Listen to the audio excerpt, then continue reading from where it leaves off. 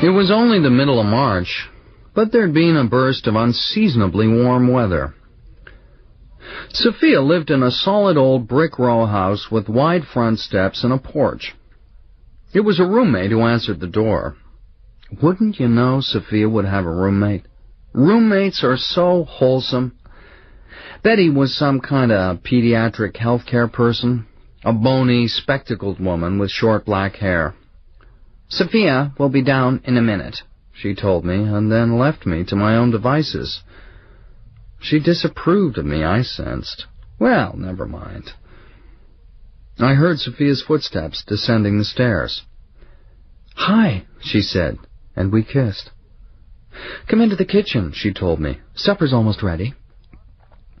The crock-pot on the counter gave off the smell of tomato sauce. In the mornings, before she went to work, Sophia would put supper in the crock-pot. Then, when she got home, all she had to do was fix a vegetable. I don't know when the roommate ate. She never joined us. As Sophia worked, I studied her smooth, netted bun. I hadn't seen a hairnet on a bun in years, and now I wondered why. This one was so seductive. She filled our plates and then sat down across from me. I stared at her like someone in a trance till she asked me, "How's the stew?" "Oh, delicious," I said, although I hadn't yet tasted it. She raised her wine glass. "To us," she said. "To us," I repeated. Upstairs, I heard a door slam, a drawer bang shut. "Is she mad about something?" I asked Sophia. Sophia shrugged. "She thinks I'm a loser, doesn't she?" "Hey, you didn't tell her about the Renaissance school and all that, did you?" "Certainly not," Sophia said. We were at that stage where we were formally presenting each other with our pasts. Sophia's prim, Mary Jane childhood, my nefarious adolescence. She liked the fact that I'd have struck her as slightly scary if she'd met me in my teens. Granted, Sophia wasn't the type I'd fallen for in the past. She was luxuriously padded, and she carried herself from the hips in a settled, matronly manner. She probably weighed more than I did, in fact, but I found this sexy. It was all I could do not to fling myself across the table. I took Sophia down to Canton to visit my grandparents one evening, because they'd been complaining they never saw me anymore. We sat in their tiny living room and watched TV while Graham shot sideways glances at Sophia. I hadn't warned them I'd be bringing her, so Graham was having to work things out for herself. Sophia faced the TV, pretending not to notice. We were watching a game show on what had to have been the world's largest residential television set. The only place it would fit was against the long side wall of the living room. This meant we had to line the couch on the other side wall, with our noses practically touching the screen. The rest of the room was filled with plaster statues of the Virgin Mary, praying hands, and dolls dressed like Scarlett O'Hara. Pop-Pop wore a V-necked undershirt, and Graham was in a tight tank top and baggy army green shorts. The thermostat was set at about 85 degrees. I was interested in Sophia's reaction to all this, but I couldn't tell from her profile. Graham said, "Sophia, would that be an Italian name?" "It came from a great-aunt," Sophia told her. "Was your great-aunt Italian?" "No, Scottish." "Oh." I knew what Graham was aiming at here. She wanted to find out whether Sophia was Catholic. "Presbyterian," I told her. "Oh." Oh, well, you could see her thinking. Her own daughter had married Episcopal, and the sky hadn't fallen in. "It's a pretty name, anyhow," she told Sophia. She heaved herself from the couch to fetch us a snack, and Sophia followed, asking, "Can I help?"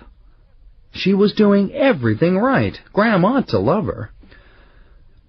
Now it was just me and Pop-Pop, two skinny, puny males taking up the much smaller half of the sofa. We got started in one of those man-to-man talks that are all numerals. Which cable channels he was subscribing to these days, how many quarts of oil my car that used to be his car was burning. While in the kitchen, above the clatter of dishes, I heard Gran doing her best to figure out who Sophia was exactly.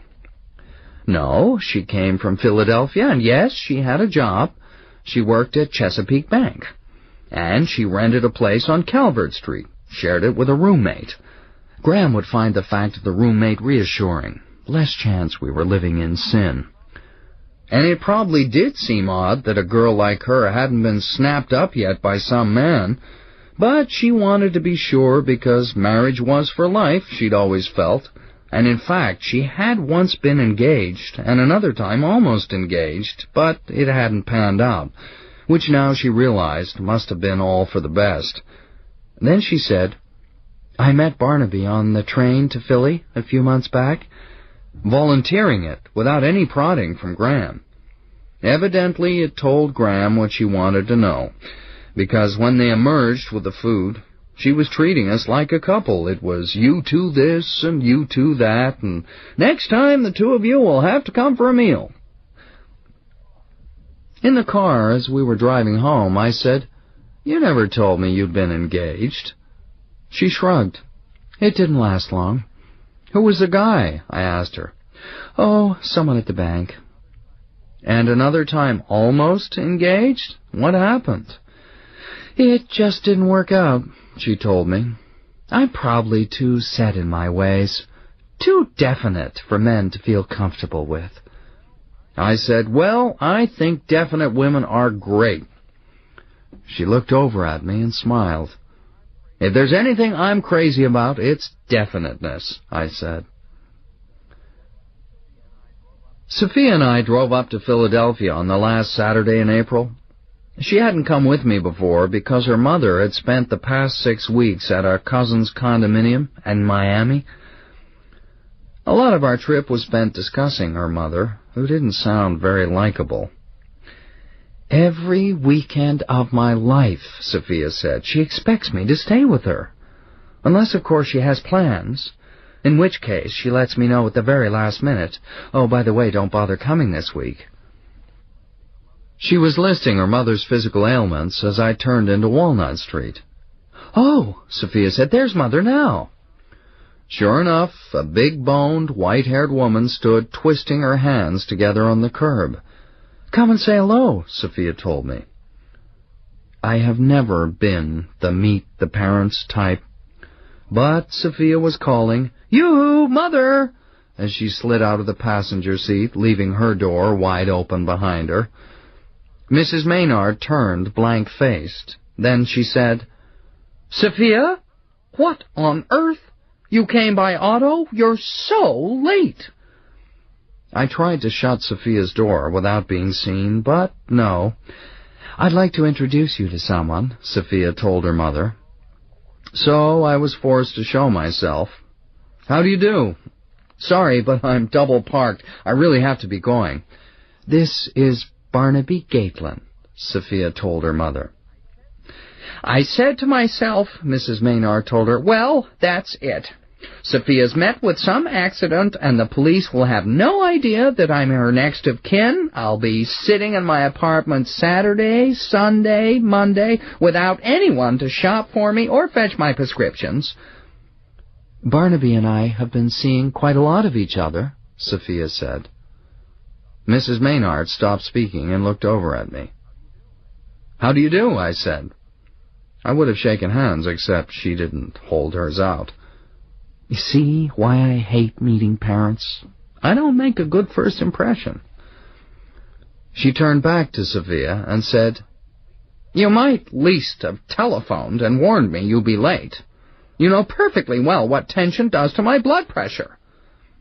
We hadn't been that late, but Sophia didn't bother arguing. Instead, she said, Barnaby has become a very important part of my life. I froze. So did her mother. She said, Mr. Gatlin, I said. Sophia's mother asked, Just what is your line of business, Mr. Gatlin? I'm employed by a service organization, I told her. It came out sounding sort of smarmy for some reason. Sophia must have thought so too, because she raised her eyebrows at me, then she gave a sharp hitch to the shoulder strap of her bag. She said, "He works for a place called Rent-A-Back, Mother, lifting heavy objects." "Lifting?" Mrs. Maynard said. I said, "Well, there's more to it than—" "What kind of heavy objects?" "Oh," I said, "in fact, I've been helping Mrs. Glynn some, Sophia's aunt." "I met him on the train a couple of months ago," Sophia broke in. "I guess you could call it a pick-up." "Pick-up?" Mrs. Maynard asked faintly, at the same time that I said, "Pick-up?" Sophia kept her gaze fixed levelly on her mother. She said, "He sat in the seat next to me. Before I knew it, I had agreed to go out with him." "Really?" Mrs. Maynard said. I wanted to explain that it hadn't been that way at all, but I could see what Sophia was up to here, and I couldn't much blame her. With a mother like Mrs. Maynard, I'd have done the same.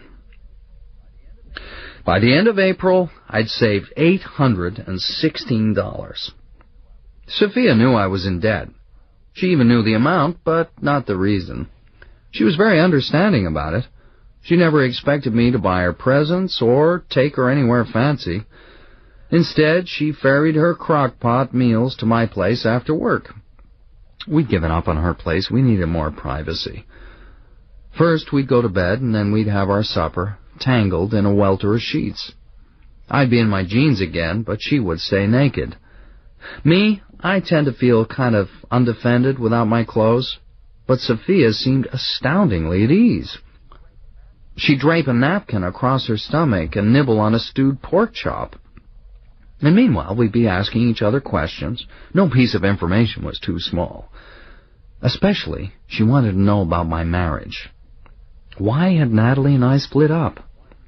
"Why'd we get together in the first place is more to the point," I said. "A weirder combination you can't imagine. Natalie with her good girl forehead and me fresh out of reform school." "Oh, now," Sophia chided me, "it wasn't reform school." "Well, it was a rich guy variation on the theme, at least," I said. She hesitated. Then she asked, "Did you have to?" "Have to? Oh, have to get married? No," I said. "I'm sure all the neighbors thought we did, though. To the neighbors, I was the bad guy. Natalie was that lovely, sweet, innocent Bassett girl. It must have disappointed the hell out of them when Opal didn't come along till 14 months after the wedding. Anyway, we got divorced." Sophia paused in the middle of licking her fingers. "Just like that?" "Well, no, not instantaneously. First there was a lot of messy stuff. I admit, I wasn't a model husband." "But why are we wasting our time on all this? Don't we have something better to do?" And I picked up our plates and set them on the floor, and then I lifted her napkin.